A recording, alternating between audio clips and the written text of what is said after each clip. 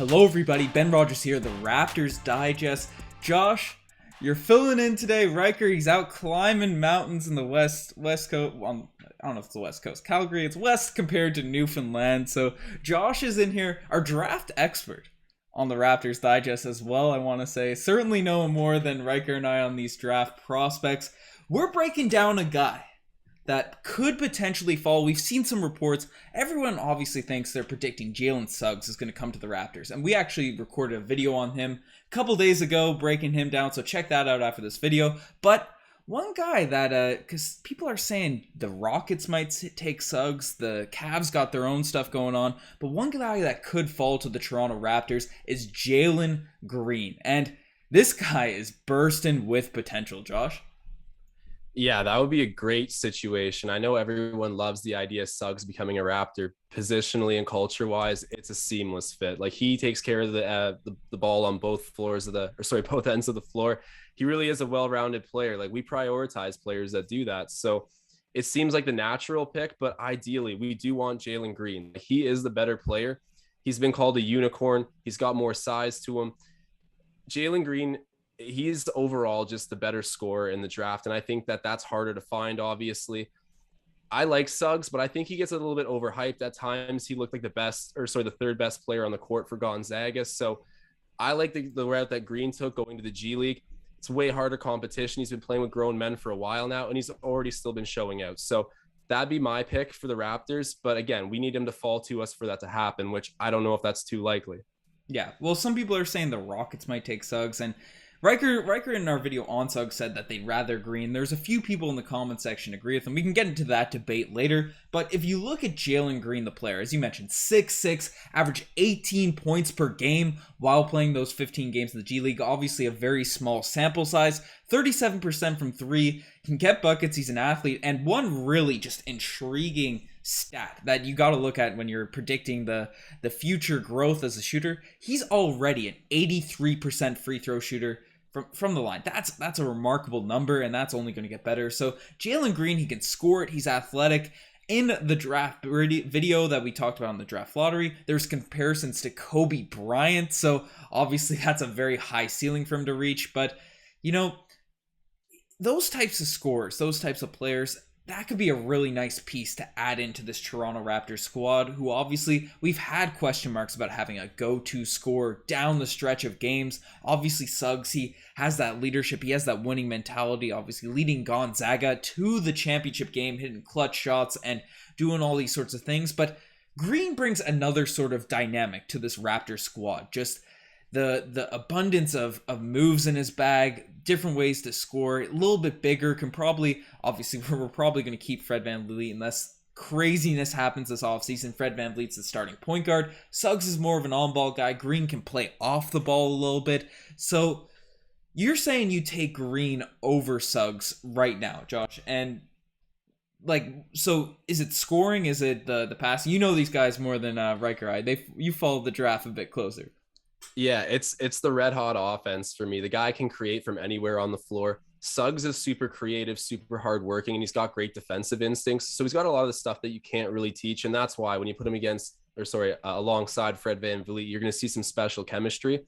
But the better talent is definitely going to be with Jalen Green. And I would give him the comparison. I mean, Kobe Bryant's a pretty flattering comparison, but I would say he's like a juiced up Kelly Oubre. That's kind of what I see him as. You know, that's not a bad comparison. Going from Kobe to I know, I had to temper it a little bit. The prettiest guy in the league.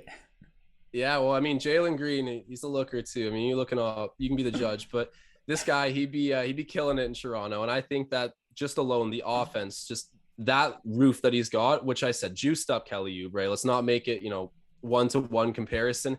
He plays a similar style where he's a slasher with a lot of size and length that can shoot the ball as well. But again, he can get into his bag a little deeper than a Kelly Oubre can, which, I think the Kobe comparison's a bit of a stretch. But coming out of high school, he was supposed to be the first overall pick. Even, Flight reacts to this video the other day. He was like, hold on, isn't Jalen Green supposed to be the first overall?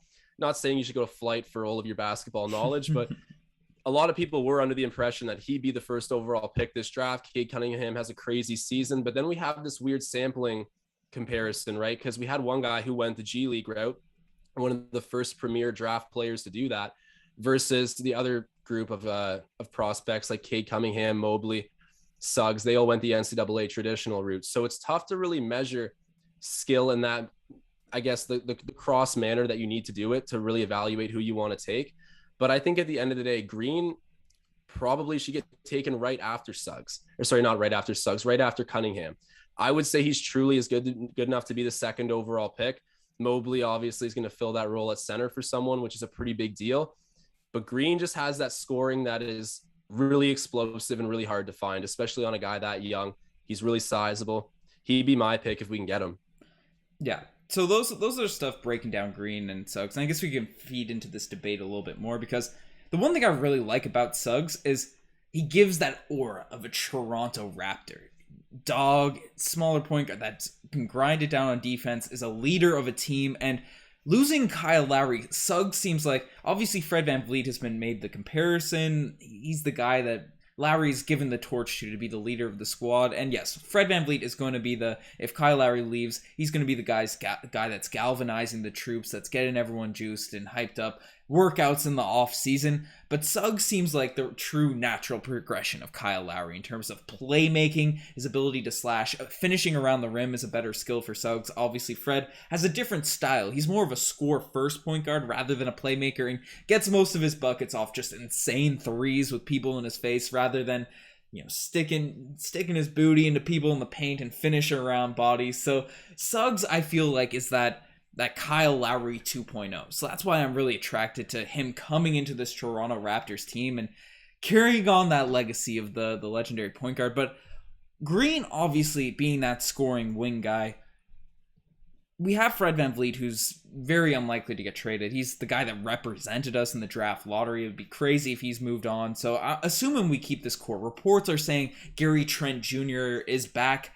Siakam, we just made a video on him. Maybe he gets moved or whatnot, but it's all likelihood Siakam, OG, all these guys will return our main core. And if with this core, is Green starting over Gary Trent Jr.? Is he like OG and Siakam, they're locks for the starting lineup? Do we go back to another small ball route? And, can he be that spark plug off the bench, or is Trent put to the bench? That's the really weird thing about looking at this roster, specifically in the short term. Obviously, you take the best talent available if you can. That's usually the best idea when you're drafting players. But would he be a starter in his first season? Because that's been question marks about Suggs. Would we start him over a Trent Jr.? I don't think so. I think that Gary's proven himself too much, and I think that Gary offers you just so much more experience and know-how on the defensive end that'd be a little bit of a mishap to do that. I think that bench scoring was a massive issue for the Raptors this past season. So to have Green coming off your bench and sort of, rallying the troops from that position, he could do that really well and put up some points for us. So I think that would be where he would slot in versus, sitting back and letting Gary come off the bench. I don't think that's the reality that we'd be facing. And that's why Suggs is the really comfortable, immediately know where he's going to fit in kind of guy. He's got Raptor in his veins already. You can tell he's that kind of dude. So I wouldn't be upset about it at all. But if we do have the opportunity to take Green, or if he falls to us, I think we got to do it with open arms, because that's a player who, at the third overall pick, that's where he's supposed to go. If he falls to fourth, that's awesome. But this is still a range where you find superstar generational talent, whether it's Luka Doncic, someone else is taken third not so long ago who's really generational at the moment. I can't remember who it was, but there's still a lot of power at that spot in the draft. So I think that Green, the fact that he played in the G League, right? He's up against grown men who are playing the professional level. Obviously, he's not going to look his standout. However, he still managed to look great. So I kind of like our chances going with him. I think Suggs played in a sort of an opposite environment where he's facing kids his own age on a team of older guys who are really good. So I'm taking all of this into consideration, and I'm just sort of looking at it from a very individual standpoint. I think the more generational guy is Jalen Green, and I mean generational when I say that. Like, he's that kind of scorer. You're throwing out generational. You're comparing him to Kelly Oubre? I said a juiced up Kelly Oubre. Like, it's that kind of style that he plays with, but I'm not going to give him the Kobe Bryant comparison either. So let's leave him somewhere in the middle of that comparison, because I think he's really, really amazing. And Toronto will be the kind of team to whip him into shape defensively. Not saying he's not a good defender. He is. I just think that they could elevate him into a great overall player.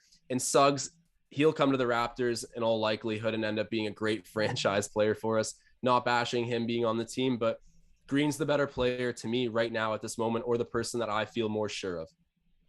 Yeah, and I see where you're coming from with all that.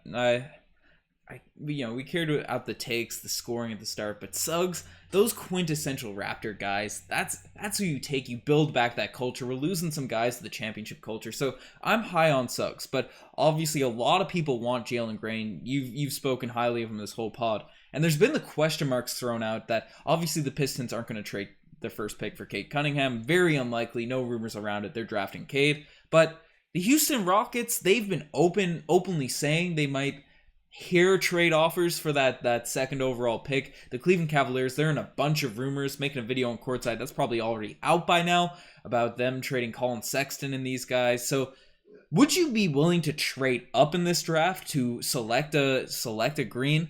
And what do you think that would cost? Because obviously I'm satisfied with Suggs. I'm rocking out with Suggs, but if you had to add a Boucher, or even if you're high enough, a Trent, a sign-in trade or something like that, would you be cool with that to bring in a guy that you've alluded to being generational? Because I'm off that bandwagon, but a lot of people I know are on it. Yeah, I don't think I could do that. I think that if we were to make a trade to move up, first of all, I don't think Gary would be one person that we could put in it, but I think that Evan Mobley would be the more likely target if we're moving up in the draft. Like, I know that Green is, he's got that roof that's generational, but I think also just from a natural fit for the team, like he's Chris Bosh 2.0. We could have used that big time last year. Moving forward, we can definitely use it. He blocks shots. He kind of reminds me of a more well-rounded Bol who's really comfortable at the center position. So that would solve a ton of issues for us. It gives our team a lot of confidence moving forward that we have a roster that can start to do it and develop towards a championship contending, stage in the organization again. So I would like that a bit more than trying to go after Green, because I know if Green falls in our laps, I think it's the best thing that can happen. In all likelihood, it's Suggs. That's who it's going to be. And I agree with you completely. He screams Raptor. I think he's going to be a great fit for the franchise, but trading up, I think it's pretty unlikely. And if we did trade up, I think it would be to go get the center, not the other wing players. We have Jalen Green's going to need to be fighting with Trent, Anunoby, maybe even Siakam at times for minutes. So I think just a natural fit, the way that the universe is going to work out, it's going to be Suggs. And the other player I was meaning to mention that got taken third overall, it's LaMelo Ball. Like, people really do fall down in these drafts who are generational, right? And why did that happen? Ball generational? He is generational. And I guess maybe I'm using that word how many guys can really be generational, but he's coming in and rookie of the year, right? Third overall pick. And why did he go third? Well, he didn't play in North America in college, right? A lot of questions Michael about Carter that. Williams is rookie of the year. Okay, well, LaMelo Ball is a little bit different than Michael Carter Williams, right? There's been some weird rookie of the year awards, but quadruple double first game. That's a generational talent right there. Man, I think LaMelo is another guy that you can look to who kind of got, some second thoughts because he didn't play in the NCAA. Same as Jalen Green. Jalen Green went and played pro in North America. LaMelo played pro overseas. So I think it's just one of those things where you see how more ready they are when they come into the league. And Jalen Green, coming out of high school, he was supposed to be the first overall pick. I think that if you saw him play in the NCAA, he'd be the first overall pick. But we didn't get to see that, so who knows? I would love for him to fall into our laps, but we're going to have a great player in Suggs come to the Raptors. That's realistically what it's going to be. Yeah, who knows? The Rockets have been rumored to get Suggs, and then maybe Mobley or Green could fall. Who knows? But let us know in the comment section who you want to see the Toronto Raptors draft. Have a video on Mobley coming soon, but subscribe to this channel. Check out Raptors Digest, Instagram, TikTok, all that cool stuff. Videos popping off on Courtside Digest, so check us out over there. Anyways, any last words, Josh, on Jalen Green? On Jalen Green, they call me unicorn. I think he's a unicorn, but Suggs, I think he's going to be the man in Toronto. So we got Suggs good problems to be had. Suggs is culture. He is culture.